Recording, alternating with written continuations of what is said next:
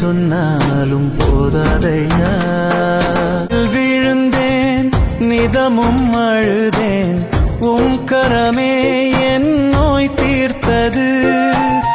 செல்வம் இழந்தேன், நெஞ்சம் உடைந்தேன், உன் வார்த்தை என்னை தேற்றியது. உலகு என்னை வெறுக்கும் போது துணையாய் வந்தீரே.